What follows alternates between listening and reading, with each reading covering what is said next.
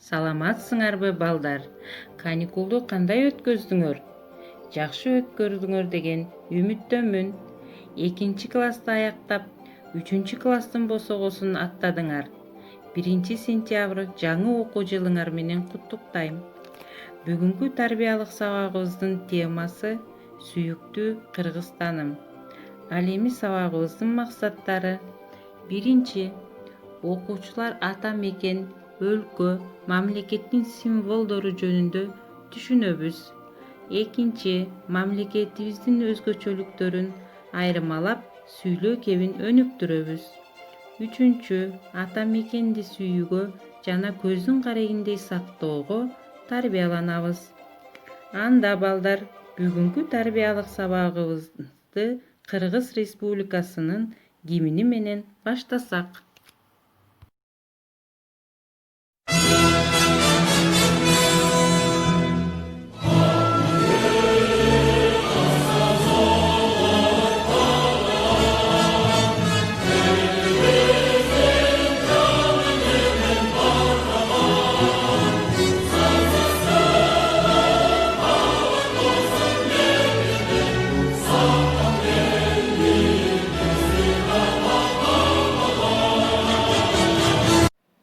Балдар, силер Кыргыз Республикасынын гимнин уктуңар. Гимнди угуп жатканда өз эрежеси бар. Аны силер билесиңер. Оң колду көкүрөккө коюп, ордубуздан туруп угабыз. Дүйнөдөгү бардык мамлекеттин өзүнө таандык мамлекеттик атрибуттары, герби, гимни, туусу бар. Маанилүү мамлекеттик ар кандай иш-чаралар, жыйындар, салтанаттар ар дайым ушул атрибуттар менен коштолуп өткөрүлөрүн силер жакшы билесиңер. Кыргызстандын эгемендүүлүккө ээ болгондон кийин анын мамлекеттик атрибуттары да жаңылантуу зарылчылыгы келип чыгат. Аны иштеп чыгуу үчүн республикалык масштабта конкурс жарыяланып, конкурска 300гө жакын сунуш келип түшөт. Ошентип 1994 жылы 14 январда Кыргыз Республикасынын герби кабыл алынган. Герб тегерек формада болуп, чекебели пахта менен буудай менен курчалган. Анын жогорку жана төмөнкү бөлүгүндө Кыргыз Республикасы деген жазуу бар. Алдыңкы планда кыргыз эл азектеген эркиндигин символу канатын жайган бүркүт, арткы фондо чалкыган ыйыгысы көлүбүз, анын жээги ала тоо менен курчалып, тоо башында нурун чачыратып чыгып келаткан күн чагылдырылган. 1992 жылдын 3 мартында Алан тоо аянтында Кыргызстандын тарыхында алгачкы ирет мамлекеттик туу желбиреди. Адамзаттын өмүр жолунда мамлекеттик түзүлүштүн эң башкы белгиси катары туу эсептелген. Тууну эл ардактап, сактап, душманга алдырбоого аракеттенишкен. Кыргызстандын туусунун өңү кызыл, анын дал ортосунда жайгашкан күн менен түндүн бийиктик менен биримдиктин символу катары чагылдырылган. Ал эми тегеретте күн желесинде чачыраган нурлар кыр-куру Кыргыздын түпкүлүн баяндаган. Кыргыз Республикасынын гимни кабыл алынган күн 1992 жылдын 18 декабры.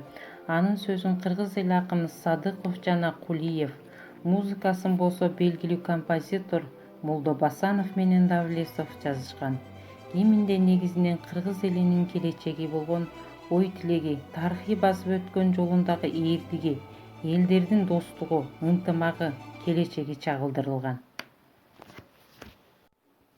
Мамлекетибиздин өзүнө тиешелүү символдору, конституциясы, чек арасы, мамлекеттик тили бар.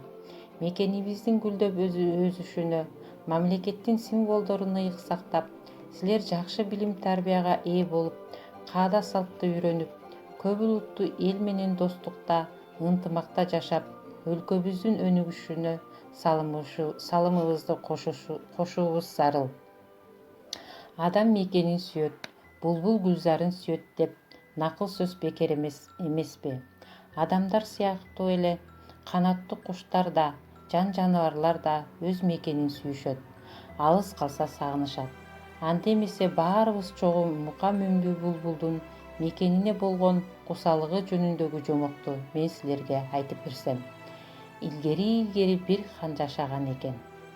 Ал куштардын сайраганын кумары канбай, эчейин түрдүү куштардын капаска кармачу экен. Бир күнү бакчага келип, укмуштуудай сайраган бир булбулдун кармап алат. Аны капаска салдырып, тагынын жанына койдуруп, үнүн уккусу келет.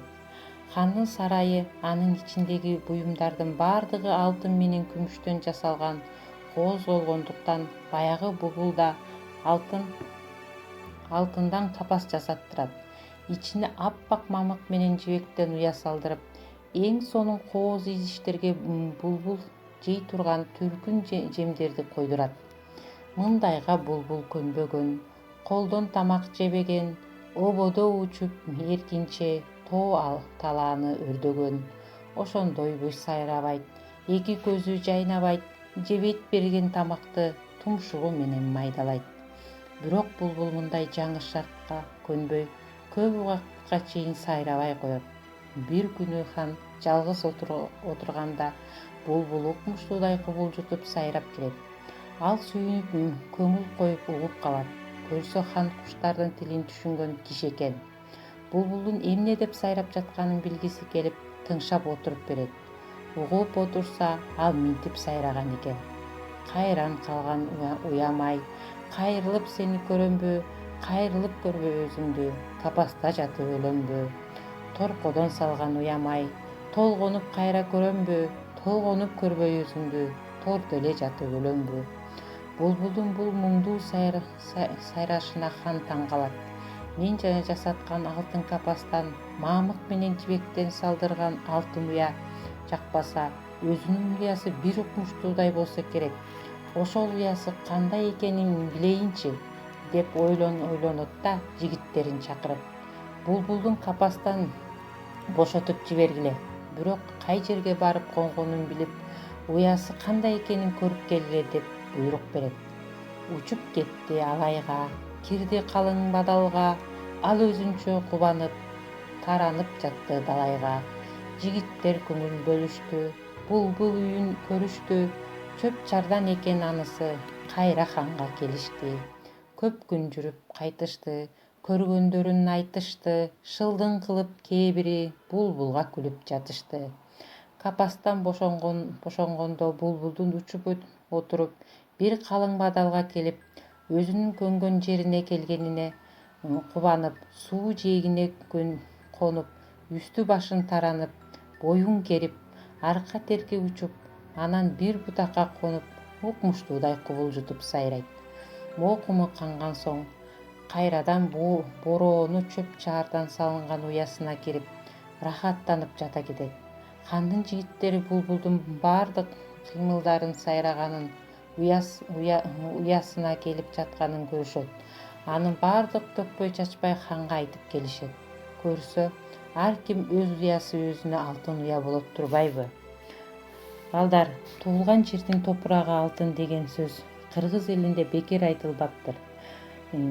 Биз да өз мекенибизди сүйүп, көздүн карегиндей сактайлы. Ушул менен биздин тарбиялык сабагыбыз жыйынтыкталды. Саламатта калгыла.